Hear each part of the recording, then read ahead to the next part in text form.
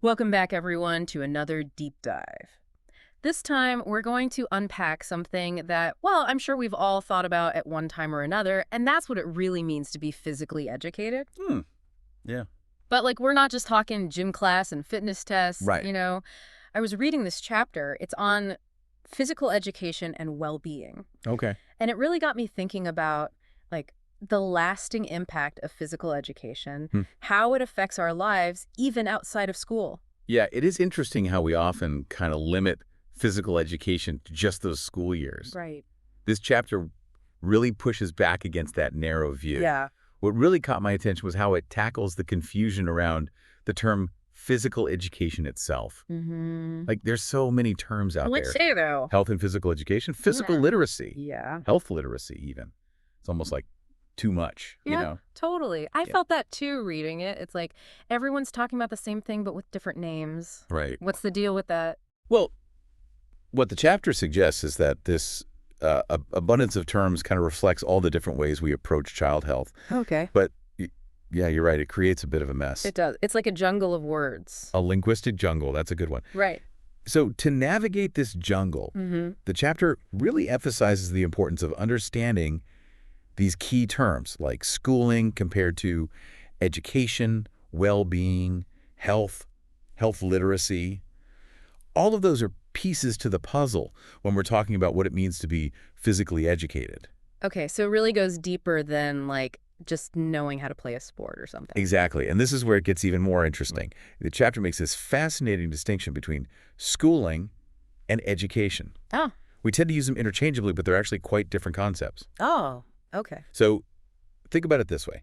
Schooling is what usually happens within a school, right? Hmm. It's structured, it's got a timetable, all that Mhm. stuff. But education, Yeah. that's a much bigger idea. Yeah. It's a lifelong process. So it's like saying schooling is just one part of the story of education. That's a great way to put it. I like that. Yeah. Yeah. Education happens everywhere, right? In our families, in Hmm. communities, Mm-hmm. and of course, online these days too, a lot. Oh, yeah, for sure. It's this ongoing journey of learning and growth, really. Wow. Okay. So how does this all connect back to physical education then? Well, if we only think of physical education as just that subject you take in school, Yeah. then we're missing the bigger picture. It's really about understanding how movement, how physical activity contributes to our well-being. Right. And not just while we're in school, Yeah. Yeah. but throughout our entire lives. It's about cultivating this lifelong love of movement, not just passing that fitness test. I get it. So it's like school might teach you how to swim. Yeah. But education is what helps you understand WHY swimming is good for you. Exactly. And then, you keep swimming even after you've graduated. That's a great way to explain it. And this idea of Right. lifelong learning, it's not some trendy new thing either. Oh, really? It's been around for a while. The chapter actually dives into how it's been incorporated into different countries' education policies and curriculum. Like, for example, in the UK, Okay. their national curriculum from way back in 1999. Yeah. That aimed to foster this idea of lifelong learning Mm-hmm. through a well-rounded education, and that included physical education, of course. Wow. So they were thinking about this stuff a long time ago. Mm-hmm. What about other countries? Were they doing similar things? Yeah. Australia, for instance, they also shifted from focusing solely on schooling to a more holistic view of education. And they started emphasizing these lifelong learning skills, especially in their health and physical education syllabus. Gotcha. So it seems like a lot of places were recognizing that education needs to be about more than just passing tests. Yeah. It's about giving students the tools to learn and grow throughout their lives. Absolutely. And you know what plays a big role in this shift? What's that? Technology. Oh, yeah, of course. Think about how easy it is to access information now. Right. We have the entire internet at our fingertips. Pretty amazing when you think about it. It is, but it's also kind of overwhelming, right? Oh, yeah. Like we're constantly bombarded with information. How do we even know what's true anymore? Or like, how to use it in our own lives? Well, that's where digital literacy comes in. Okay. It's not just about knowing how to use the technology. It's about being able to, think critically about the information we come across. So like being able to filter out the noise. Exactly. Yeah. And to determine what's actually reliable and what's not. I see, I see. But how does this relate to physical education specifically? Well, here's where it gets really interesting. The chapter talks about this difference between being consumers and producers of information. Huh. And in the context of physical education, it means it's not enough to just, absorb information about health and fitness. You have to actually use it, right? Exactly. It's about using that information to make good decisions about our physical activity and our well-being overall. And being able to do that is becoming even more important as technology keeps changing. Right. It's constantly evolving. Speaking of technology evolving, the chapter mentions VR and AI. Oh, yeah. Are those starting to have an impact on education? They definitely have the potential to, really transform education. Yeah. The chapter even talks about UNESCO, urging educators to use AI to create more inclusive and equitable learning experiences. That's wild to think about, how technology could change the future of education. I know, right? It's pretty exciting. It is. But before we go too far into the future, Mhm. let's bring it back to those essential life skills you mentioned earlier. Sure. The chapter talks about this thing called the PLTS framework. What's that all about? The PLTS framework, that's personal learning and thinking skills. It comes from England and Wales, and it really captures what lifelong learning is all about. It lays out 6 key skill groups that go beyond the traditional school subjects. Okay, I'm intrigued. Give me an example. All right, so one of the skill groups is called independent inquirers. It's all about being curious, asking questions, and finding information on your own rather than just, passively receiving knowledge. That's so important, especially these days with all the information out there. Exactly. It's not just about knowing the answers. It's about knowing how to find them and to keep learning throughout your life. This is really giving me a whole new way to think about what it means to be physically educated. Yeah. It's not just about physical skills. It's about this whole mindset of lifelong learning and well-being. You're getting it. And speaking of well-being, Yeah. that's a whole other layer we need to peel back. Okay. It's closely tied to everything we've been talking about, and it's a crucial piece of understanding what physical education really is. This is all so fascinating. It is. But before we dive into well-being, let's take a second to think about what we've covered so far. Okay. Anything standing out to you? For me, it's that distinction between schooling and education. It really makes me think about how learning goes beyond the classroom and how physical education can, like, set us up for a lifetime of well-being. I think that's a great takeaway. It's realizing that physical education is not just a subject, Right. but it's this foundation for a life filled with movement, learning, and well-being. I like that. And we're just getting started. Right? We've only just scratched the surface. I know. I can't wait to hear more. Me too. Okay, so we've been talking about how physical education really goes beyond just gym class. Yeah. It's connected to this idea of, like, lifelong learning and being able to use information in a smart way. Right. But what about well-being? Like, that word's everywhere these days. It is. How does that fit into all of this? Well, well-being is like a key part of this whole conversation. Okay. It's totally intertwined with physical education and this concept of lifelong learning we've been unpacking. Yeah, I can see how they all kind of relate, but Yeah. well-being can feel like a really broad term. It is pretty broad. Like, where do we even start with that? Well, the chapter dives into different ways that people define well-being, showing how different cultures and organizations kind of view it. Okay. Like, for instance, the Commonwealth of Australia defines well-being as, and I'm quoting here, a state of feeling good about ourselves and the way our lives are going, Oh, okay. which is, Mhm. a pretty straightforward starting point. Yeah, I like that. It's Yeah. simple, Right. not too complicated. Exactly. But then you have other organizations that have more detailed perspectives, I guess you could say. Oh, okay, like who? Like, for example, the CDC in the U.S. Okay. They define well-being in this much more like specific way, focusing on things like positive emotions, being satisfied with life, and how well we're functioning in our everyday lives. So it's not just about, like, feeling happy. No, not just that. It's also about how those feelings actually affect our actions and our quality of life. Exactly. And then you have these frameworks like the Nest Okay. that was developed in the UK. And it takes this really interesting approach. It highlights 6 key areas that contribute to well-being. Feeling loved and safe, having those basic material needs met, being healthy, continuing to learn, participating in society, and having a positive sense of, like, your own identity and culture. Wow, okay.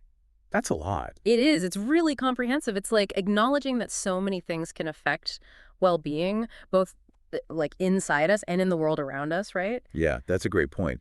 It shows how well-being isn't just about our individual choices, but also Right. about having supportive environments and systems. That kind of reminds me of Maslow's hierarchy of needs. Yes. The idea that we need to have basic needs met, like safety and belonging and feeling good about ourselves Right. before we can really reach our full potential. Exactly. And that ties directly back to the learning environment, too. If a kid doesn't feel safe or loved, they're less likely to be open to learning and growing, both physically and in other ways. I see, yeah. So creating those supportive environments is so important. It sounds like well-being is kind of like the foundation for everything else. Hmm. You can't really thrive in life if you don't feel good about yourself and your place in the world. I completely agree. And this is where physical activity comes in a big way. Okay. The chapter really emphasizes how regular movement is connected to all sorts of well-being benefits, mental, social, even cognitive. All right, now I'm really interested. What kind of benefits are we talking about? Well, first of all, physical activity can seriously boost our mood. Oh, yeah. It releases endorphins, which are those feel-good chemicals in our brains, Right. and those can help reduce stress and anxiety, So it's like a natural mood lifter. pretty much. And it doesn't stop there. What else? Physical activity can also improve our sleep, Okay. which is essential for, overall well-being. Yeah, that makes sense. When I'm stressed out, I definitely sleep worse. Exactly. What? But the benefits go even deeper than that. Regular physical activity can actually improve our cognitive function. Huh. What does that mean? It means things like memory, focus, even creativity can get better. Wow. So it's not just about being physically healthy. Nope. It helps your brain, too. Absolutely. Yeah. And these benefits aren't limited to, kids or Oh, anything. oh, good. They apply to everyone at any age, That's good to know. right? The chapter even mentions specific guidelines for how much physical activity different age groups need. Oh, yeah, I remember those from school. Hmm. 60 minutes a day, right? That's the general recommendation for kids and teenagers, Okay.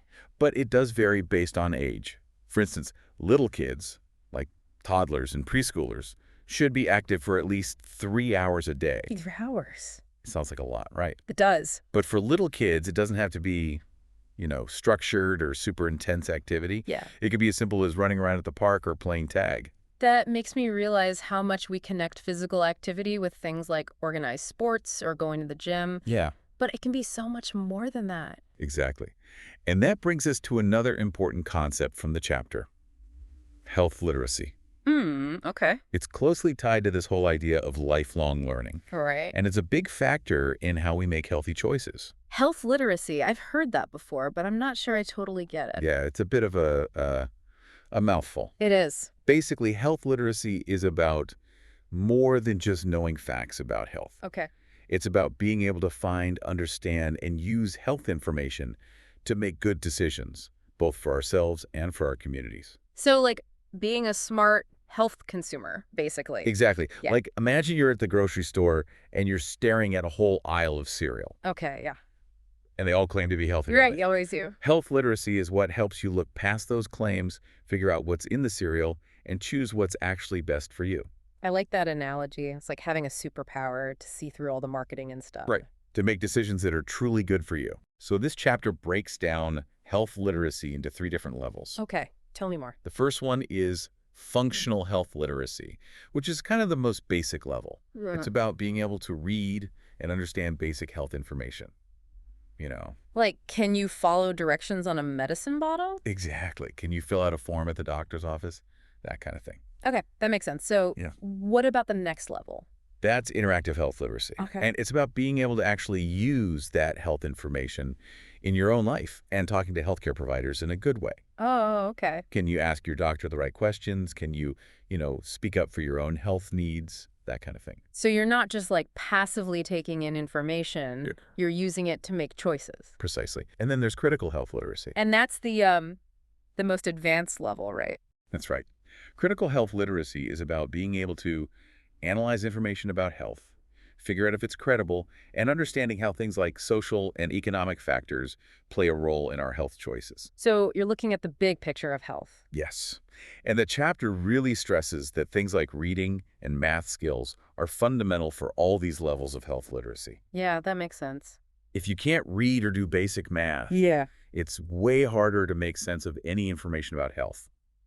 This is all starting to connect now. Mm-hmm. It goes back to how important lifelong learning is for our well-being. Exactly. It all ties together. The more we understand about our health, the better we can make choices to support our well-being throughout our lives. And physical education can really help us build those skills and knowledge. Absolutely. It's all connected. I'm seeing physical education in a totally different way now. It's not just about moving our bodies, it's about learning how to live healthier, happier lives. You got it. That's the big idea. Man, we've covered a lot in this deep dive. It's been pretty wild. It has. We talked about schooling versus education. We explored this whole idea of lifelong learning. Mm-hmm. And then we dug into like well-being and health literacy and all that. Right. It's so clear that physical education is like way bigger than we usually think it is. I think so too. Yeah. This chapter really does a great job of making us rethink those old ideas about what it means to be physically educated, It totally has for me. Remember how we talked about all those different terms at the beginning? Yeah. Instead of just physical education? Behind those different labels. Yeah. After talking about all of this, I kind of feel like those terms are all just pointing to different sides of the same thing. That's a good point. It's like physical literacy,